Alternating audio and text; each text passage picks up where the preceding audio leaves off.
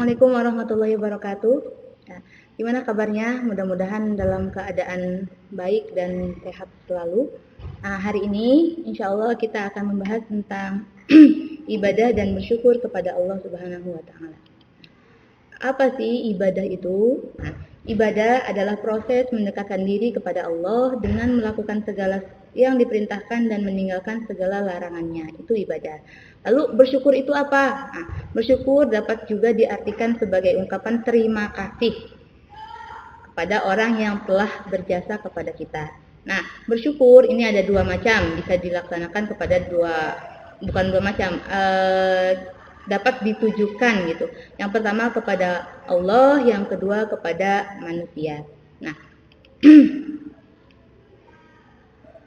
apa hubungannya ibadah dan bersyukur? Karena di sini kan judulnya ibadah dan bersyukur kepada Allah Subhanahu wa Ta'ala. Nah, jadi hubungan dari ibadah dan bersyukur itu, ibadah itu merupakan wujud dari rasa syukur kita kepada Allah. Jadi Allah telah memberikan kita kenikmatan, baik kenikmatan materi maupun kenikmatan sehat, kenikmatan dalam keadaan Islam, itu merupakan suatu kenikmatan. Nah, dari semua kenikmatan itu kita tuh harus bersyukur. Nah, dengan cara apa bersyukurnya? Yaitu dengan cara beribadah kepada Allah. Bersyukurnya itu. Nah, ibadah itu apa aja? Ya, ibadah banyak. Ada yang wajib, ada yang sunnah. Ibadah yang wajib seperti sholat 5 waktu, zakat, puasa, naik haji. Nah, itu ibadah yang wajib. Sedangkan yang lainnya itu ibadah yang sunnah seperti sedekah, terusnya melakukan hal-hal yang baik. Nah, itu seperti itu ya. Jadi ibadah adalah perwujudan dari rasa syukur yang dapat kita berikan kepada Allah. Jadi ibadah itu untuk apa? Kalau ada yang ngomong ya, ibadah itu merupakan cara kita bersyukur gitu kepada Allah karena telah diberikan kenikmatan tadi ya, sehat, Islam dan seterusnya. Nah, perwujudan syukur kepada manusia adalah dengan cara membalas perbuatan. Kalau misalkan ada seseorang yang berbuat baik kepada kita, ya kita hendaknya membalas. Membalasnya itu tidak harus dengan sesuatu yang sama. Misal si A memberikan ngirim lah ya ke si B gitu. Nah,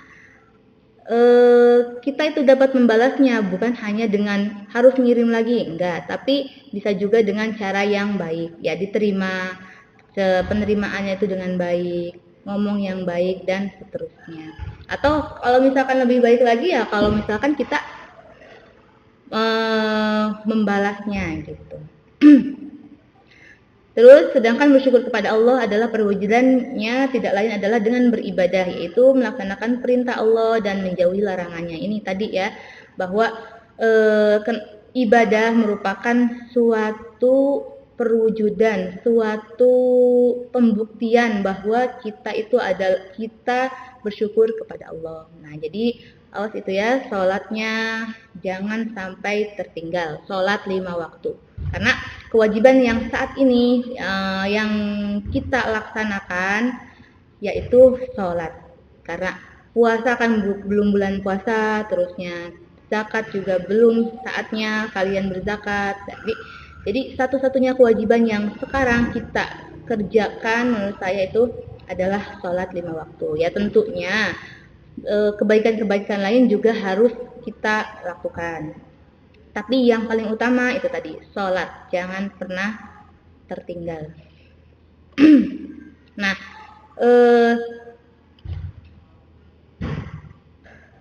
ibadah dan syukur ini dijelaskan dalam surat Luqman ayat 13 dan 14. Wa idh qala Luqmanu libnihi wa huwa ya'iduhu ya bunayya la tusyrik billah inna syirka la dzulmun adzim. Wa wasaynal insana biwalidaini hamalathu ummuhu wahnan ala wahnin wa fisaluhu fi amaini anishkur li wa liwalidayka ilayyal masir. Nah, dan ingatlah ketika Luqman berkata pada anaknya di waktu ia memberi pelajaran kepadanya, Hai anakku, janganlah kamu mempersekutukan Allah. Sesungguhnya mempersekutukan Allah adalah benar-benar kezaliman yang besar. Dan kami perintahkan kepada manusia berbuat baik kepada kedua orang tua, ibu bapaknya, yaitu ibu yang telah mengandungnya dalam keadaan lemah yang bertambah-tambah dan menyapihnya dalam 2 tahun. Bersyukurlah kepadaku dan kepada kedua ibu bapakmu, hanya kepadakulah kau kembali. Nah, di ayat ini sangat banyak ya isi kandungan dari ayat ini, surat Luqman ayat 13 dan 14 ini. Jadi yang pertama ini merupakan wasiat, nasihat dari seorang ayah kepada anaknya. Di sini, "Wa'id qala Luqmanu libnihi wa huwa ya'iduhu ya bunayya." Nah, katanya kalau bahasa Arab ya bunayya itu panggilan sayang. Jadi, nak gitu. Terusnya, pokoknya sayang, ini kamu dengarkan, bapak mau ngomong gitu loh. Luqman itu memberikan nasihat kepada anaknya bahwa yang pertama, banyak ini isinya. Yang pertama itu yang Luqman berikan kepada anaknya itu bahwa tidak boleh mempersekutukan Allah. Bahwa kita manusia, orang yang beragama Islam tidak boleh sekalipun mempersekutukan Allah. Apa sih mempersekutukan Allah? Yaitu menduakan. Kan kamu juga kalau diduakan nggak mau ya, nggak enak. Gitu. Apalagi Allah, Tuhan yang telah menciptakan kita, yang telah memberikan semua fasilitas yang ada di bumi ini, dari oksigen, terusnya dari tumbuh-tumbuhan, hewan, semuanya yang dapat kita nikmati, ya semuanya. Ini kita harus bersyukur akan hal itu. Jadi Luqman memberikan nasihat kepada anaknya yang paling pertama banget itu adalah kamu dilarang, tidak boleh sama sekali mempersekutukan Allah. Jadi ini mempersekutukan Allah itu jangan pernah, bahwa mempersekutukan Allah adalah kezaliman yang benar-benar besar. Jadi kalau seumpamanya diklasifikasikan, dosa itu ada beberapa macam. Yang ada 2 macam dari segi besar kecilnya. Dari segi besarnya, dosa itu ada dosa besar dan ada dosa kecil. Tapi bukan berarti dosa kecil itu bisa dilakukan ya, bukan. Tapi maksudnya dari segi ampunannya mungkin, atau dari segi apanya ya, lebih ringan gitu. Kayak misalkan dosa kecil kan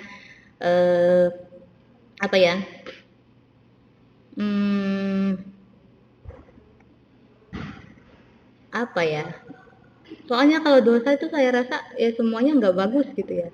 Tapi kalau musyrik, mempersekutukan Allah itu masuknya dosa yang sangat-sangat besar. Jadi mungkin untuk dapat pengampunannya itu agak susah gitu. Naudzubillah ya. Mudah-mudahan makanya kita harus selalu berdoa semoga ditetapkan iman dan Islam, semoga kita sampai akhir hayat itu selalu dan terus beriman kepada Allah dan kepada Rasulnya Nabi Muhammad. Terus yang kedua, Luqman memberikan nasihat kepada anaknya itu bahwa berbuat baik dan kami perintahkan kepada manusia berbuat baik kepada kedua orang tua, ibu bapaknya. Ibunya telah mengandung dalam keadaan lemah yang bertambah-tambah dan menyapihnya dalam 2 tahun. Nah, bahwa yang kedua itu kita itu harus berbuat baik. Kita itu harus berbuat baik kepada orang tua. Tadi ya, bersyukur kepada Allah itu kan dengan cara beribadah. Kalau bersyukur kepada orang tua itu ya kita harus berbuat baik kepada orang tua kita gitu loh. Jadi kita harus taat, kita harus harus taat semua kepada orang tua. Selagi ada ininya ya, ada syaratnya. Selagi orang tua itu tidak memerintahkan kepada suatu kezoliman, kepada suatu kejahatan. Jadi kalau orang tua itu memerintahkan kita untuk berbuat baik, apapun itu, misalkan nyuruh apa, beli apa, melakukan apa gitu, itu kita harus patuh gitu kepada ibu dan bapak. Nah, tapi kalau seumpamanya orang tua memerintahkan kepada kita untuk melakukan hal-hal yang buruk, nah ya itu ya jangan. Jadi kalau semuanya siapapun yang memerintahkan hal yang buruk itu kita tidak boleh mengikuti. Jadi misalkan memerintahkan sesuatu yang bertentangan dengan perintah Allah dan Rasulnya gitu. Nah itu udah skip aja, nggak usah diikuti gitu. Bahkan ini juga ada di sebuah hadis ya, Al-Quran. Jadi ada seorang yang masuk Islam, lalu orang tuanya itu, ibunya itu, dia tuh nggak mau anaknya masuk Islam. Lalu si ibu ini melakukan hal ekstrim, ngomong ke anaknya, kamu harus kembali lagi masuk agama nenek moyang kamu. Jadi kamu kalau seumpamanya tetap Islam, saya makan mogok makan, saya nggak mau makan, saya nggak mau minum, kata ibunya nih. Sampai saya meninggal, kalau saya meninggal berarti kamu yang menjadi pembunuh saya. Nah gitu. Tapi si anak ini tetap teguh. Anaknya ini selalu nggak gentar gitu, karena itu kan salah ya, kayak gitu kan salah. Jadi orang tua anaknya masuk Islam, anaknya beriman kepada Allah dan Rasul, malah nggak boleh gitu, malah dijaga, malah harus balik lagi kafir lagi. Nah ini nggak boleh kita turuti gitu karena bertentangan.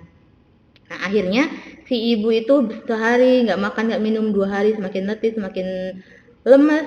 Akhirnya si anak ngomong, Bu, walaupun kamu punya banyak nyawa dan kamu selalu akan seperti ini, ya saya tidak akan keluar dari Islam walaupun ibu meninggal.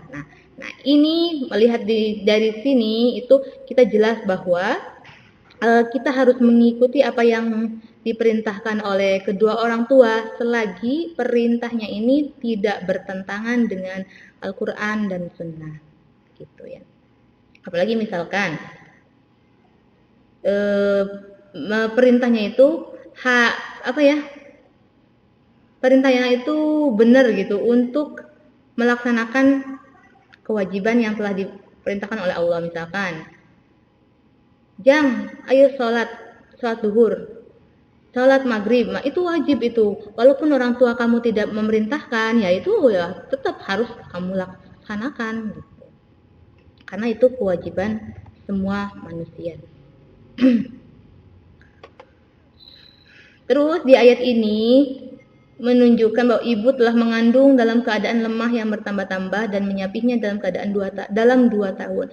Ini artinya apa? Artinya bahwa kita itu, orang tua itu mendidik anak itu merupakan hal yang sangat sulit, sangat susah gitu ya. Dari bayi, dari kecil digendong-gendong itu kan berat ya, sangat-sangat berat gitu. Makanya jadi di sini juga Allah menjelaskan bahwa perjuangan orang tua itu tidak mudah. Perjuangan orang tua mendidik anaknya itu sulit. Jadi kita sebagai anak ya harus berbuat baik. Kita sebagai anak harus bersyukur kepada orang tua kita, yaitu dengan cara berbuat baik dan taat kepada orang tua kita. Gitu. Nah, di ayat ini juga Allah menjelaskan bahwa bersyukurlah kepadaku dan kepada kedua orang tua, ibu bapakmu, hanya kepadakulah engkau kembali. Jadi ini bersyukur kepada Allah dan juga bersyukur kepada orang tua. Tadi saya sudah berulang-ulang ya, bersyukur kepada Allah itu dengan cara beribadah, kepada Allah, dan bersyukur kepada orang tua itu caranya itu ya taat dan patuh. Tuh, lanjut.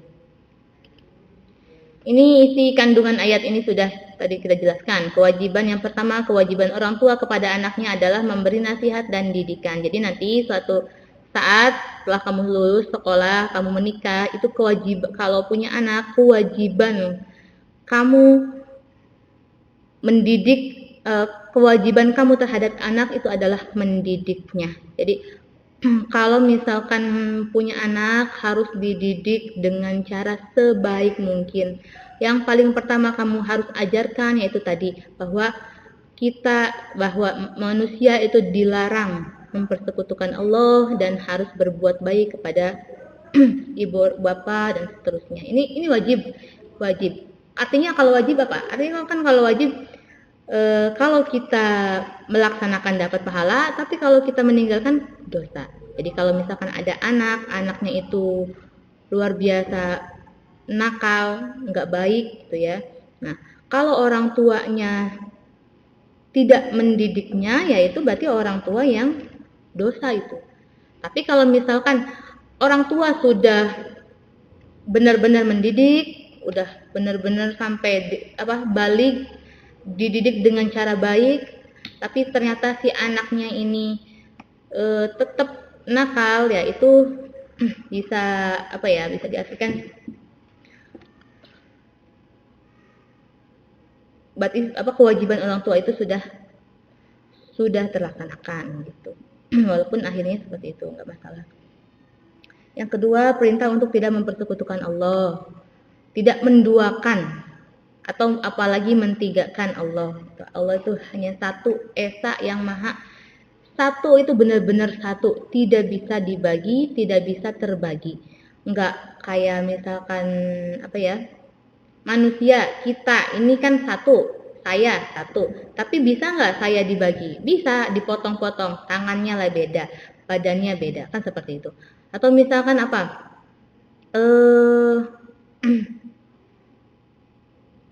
sepatu satu, tapi kan satunya sepatu itu ada dua. Nah, tapi sebetulnya bukan disamakan seperti itu ya. Jadi Allah itu benar-benar satu dan satunya itu benar-benar tidak bisa terbagi. Esa tunggal, tidak bisa terbagi. Terus Allah mewajibkan kepada semua manusia agar patuh dan taat kepada orang tua tadi ya. Harus patuh dan taat kepada orang tua. Jadi pada dasarnya semua orang tua itu pengen anaknya itu sukses, pengen anaknya itu menjadi anak yang berguna semuanya. Tapi dalam prosesnya kadangkala kita sebagai anak itu kan kadang kecewa dengan apa yang orang tua kita perintahkan. Ya kan ya, pernah ya. Kayak misalkan kita pengennya seperti ini tapi orang tua nggak boleh, nggak bagus kayak gitu. Nah, jadi kadang kan kita kesel, tapi kamu harus ingat bahwa kamu belum pernah mencapai apa yang dirasakan oleh orang tua kamu, tapi orang tua kamu sudah mengalami apa yang kamu alami dulu. Jadi kan orang tua kamu juga waktu dulunya tuh pernah muda gitu loh. Jadi ya udah pengalaman lah. Gak mungkin orang tua itu pengen menjebloskan anaknya kepada hal-hal yang buruk. Makanya biasanya segimanapun masa lalu orang tua kamu, seburuk apapun, nah biasanya ketika sudah punya anak, ya anaknya itu pengennya yang baik gitu loh. Jadi biasanya ada, kalau misalkan pengen A tapi kata orang tua B, ya itu mungkin terbaik buat kamu gitu. Terus Allah mengharuskan pula agar bersyukur kepadanya atas semua nikmat yang diberikan dengan cara melakukan semua bentuk taat. Jadi nikmat itu bukan hanya rizki, kenikmatan itu bukan hanya sebatas materi, bukan hanya sebatas uang jajan banyak, baju bagus, bukan itu, tapi semua yang kamu punya sekarang itu adalah kenikmatan. Jadi oksigen, ini rizki. Ini kalau semuanya di rumah sakit, masuk rumah sakit, nah itu bila satu tabung oksigen aja itu bisa berapa ratus, bahkan mungkin sampai jutaan. Nah, tapi kan kita sekarang dari bayi sampai sekarang kita tuh menghirup udara itu dengan cara gratis. Nah, punya orang tua yang baik, punya punya adik kakak yang banyak yang baik itu juga merupakan suatu kenikmatan, suatu rezeki. Punya teman-teman yang banyak dan baik itu juga merupakan kenikmatan, karena kalau seumpamanya naudzubillah punya orang tua yang nggak baik, yang bisanya itu ya nggak bisa mendidik kita, itu kan kita itu kan kayak tersesat gitu ya nantinya tuh, bisa jadi.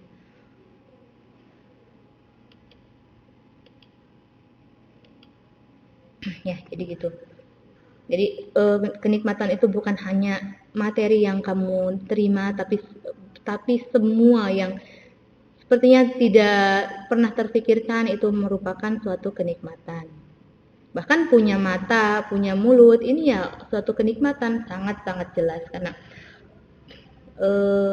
kalau seumpamanya seorang ada satu saja anggota tubuhnya yang tidak, misalkan punya tangan tapi tangannya tuh sakit, atau misalkan punya lidah, mulut tapi mulutnya itu sariawan misalkan, itu kan kenikmatannya itu kan berkurang. Mau makan enak, tadinya daging biasanya dimakan enak, tapi karena sariawan jadi kenikmatannya berkurang. Nah ini juga sehat merupakan suatu kenikmatan. Jadi kita harus bersyukur, harus pandai-pandai bersyukur kepada Allah.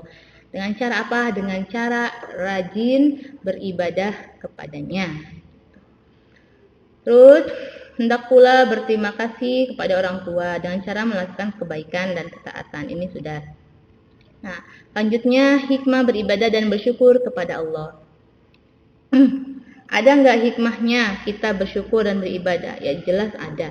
Semua yang ada di bumi ini, mau yang kayaknya nggak ada manfaatnya, itu sebetulnya pasti ada manfaatnya. Semua yang apa yang telah Allah ciptakan itu ada manfaatnya. Adapun manfaat dari ibadah dan bersyukur kepada Allah itu sebetulnya banyak, tapi ini di sini cukup dirangkum aja, saya rangkum. Ada 3. Yang pertama,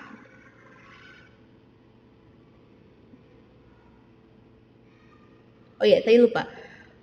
Tadi kan Luqman ya, surat Luqman ayat 13 dan 14. Nah, siapa sih Luqman? Kok sampai di Al-Quran itu sampai ada satu surat namanya surat Luqman gitu loh. Nah, jadi Luqman ini para ulama tuh pendapat bahwa Luqman itu merupakan seorang yang sangat alim, yang sangat baik, yang sukses gitu ya mendidik anaknya. Nah, jadi dari nasihat-nasihatnya ini sampai terkenal. Nah, tapi siapa Luqman itu? Siapa orangnya, ini masih maksudnya banyak pendapat gitu. Saat itu menurut orang Arab itu ada dua Luqman yang terkenal mungkin ya. Ada Luqman bin Ad, ini katanya orang yang sangat baik, terusnya sangat berwibawa, baik apa dan sebagainya. Terus juga ada yang Luqman bin Ad tadi ya, yang keduanya ada Luqman al-Hakim. Tapi ada yang berpendapat katanya kalau semuanya yang dimaksud Luqman itu adalah Luqman al-Hakim gitu.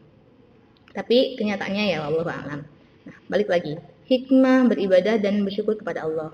Yang pertama, mendapat keberkahan dari setiap rezeki yang diterima. Oh ya jelas. Jadi kalau berkah itu tuh nggak kelihatan ya, tapi bisa dirasakan gitu. Jadi misal ada seseorang punya gaji gitu ya, kalau gaji sangat besar, misalkan sampai sebulan itu 20 juta per bulan misal. Tapi dari 20 juta itu ternyata dia keperluannya sangat banyak, beli ini segala. Jadi dari 20 juta itu dia tuh kurang gitu, padahal banyak. Tapi ada seseorang juga yang gajinya tuh kecil, sebulan misalkan cuma 2 juta, tapi itu cukup. Nah, ini yang disebut dengan keberkahan, bisa jadi seperti itu ya. Jadi kayaknya itu kecil tapi cukup gitu loh ya, itu berkah. Yang kedua, jadi kalau kita beribadah dan bersyukur kepada Allah, jelas insya Allah kita pasti dapat keberkahan dari setiap rezeki yang dapat kita terima. Jadi ya dicukupkan gitu.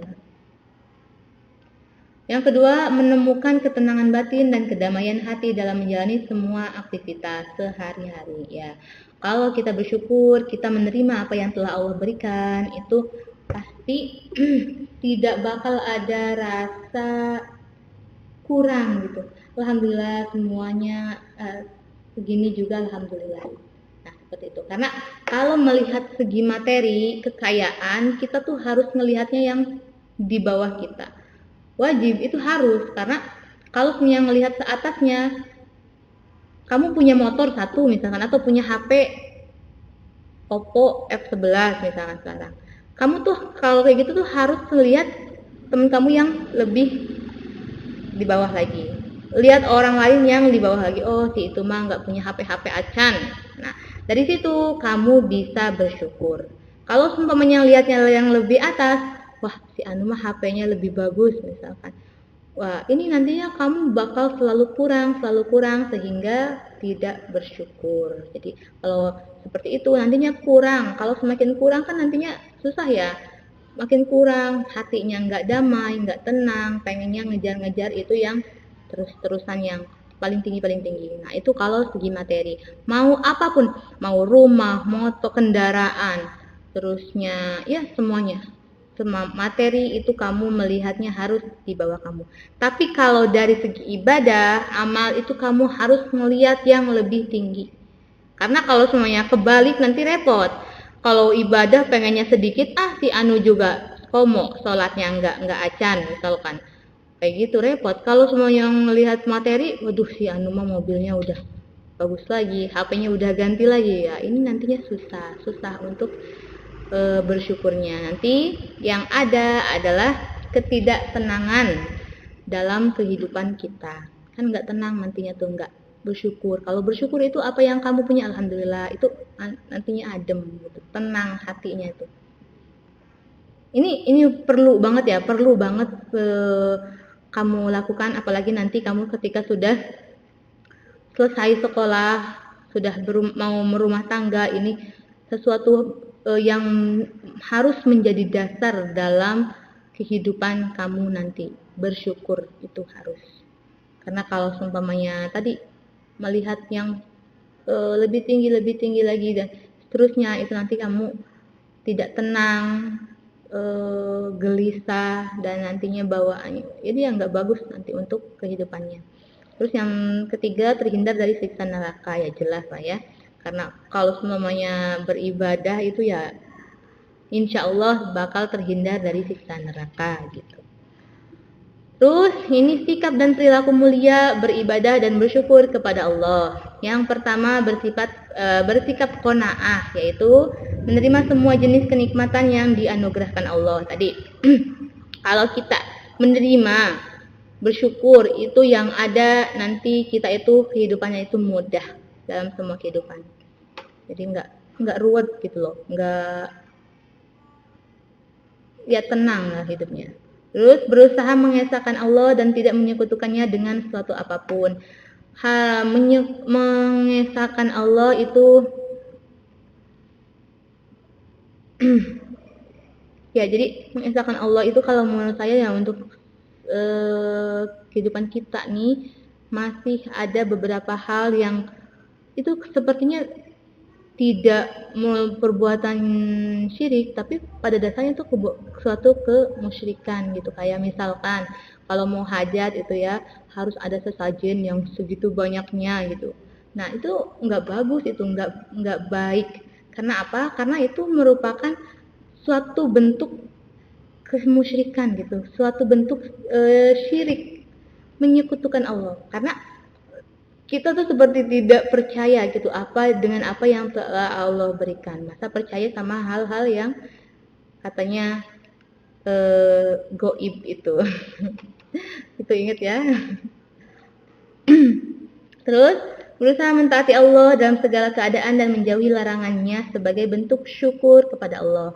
Jadi beribadah, melaksanakan semua apa yang diperintahkan Allah dan menjauhi semua yang dilarang oleh Allah dan Rasul-Nya, ini merupakan perwujudan, merupakan bukti nyata bahwa kamu bersyukur kepada Allah.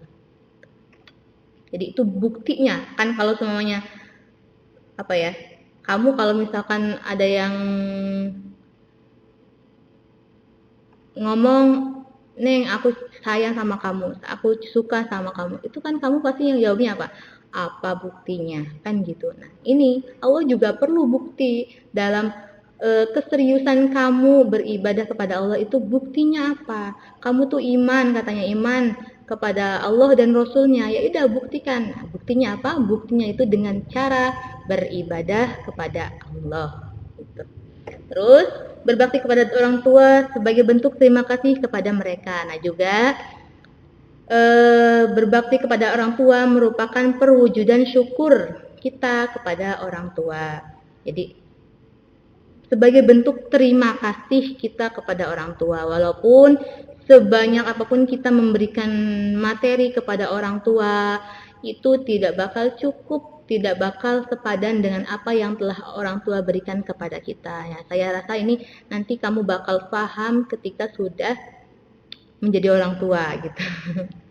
Jadi ya tadi itu ya, kita harus berbakti sebagai ungkapan syukur, sebagai bentuk terima kasih kita kepada orang tua yang sudah melahirkan kita, kepada semua didikan yang telah orang tua kita berikan, itu semua apa yang sudah mereka berikan.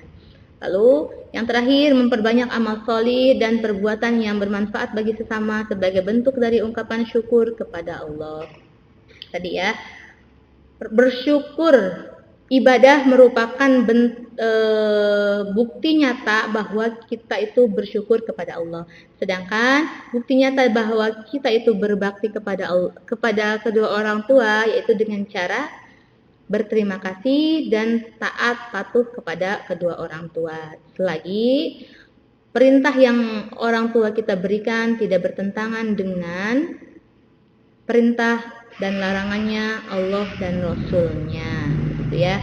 Nah, oke, saya rasa mungkin untuk pertemuan hari ini sampai di situ saja. Nanti kalau ada pertanyaan, silahkan kamu kirim WA, boleh di grup, boleh di japri gitu ya, jalur pribadi boleh. Oke, saya rasa itu aja. Semoga kalian dalam keadaan sehat walafiat, selalu dilindungi oleh Allah, dan kita masih bisa melakukan aktivitas seperti biasa, terutama kita karena kita tuh kan sekarang sekolahnya begini ya, jarak jauh, sehingga kamu saya rasa punya banyak waktu untuk melakukan kegiatan di rumah. Silahkan gunakan waktu sebaik mungkin, ibadahnya ditingkatkan. Jadi waktu yang lumayan panjang ini silahkan kamu gunakan untuk sesuatu yang bermanfaat, untuk beribadah kepada Allah. Nah, ibadahnya jangan cara apa ya? Dengan cara melakukan semua kewajiban, sholat 5 waktu, atau misalkan juga bersyukur. Buktikan bahwa kita itu bersyukur, berterima kasih punya kedua orang tua yang sudah mendidik kita dengan baik. Nah, dengan cara apa ya? Bantuin dan seterusnya. Oke, gitu ya. Dan ingat, sholat 5 waktunya jangan sampai ditinggalkan. Ya. Oke, saya rasa itu aja. Ketemu lagi minggu depan insyaallah, mudah-mudahan dalam keadaan sehat walafiat juga. Assalamualaikum warahmatullahi wabarakatuh. Waalaikumsalam warahmatullahi wabarakatuh.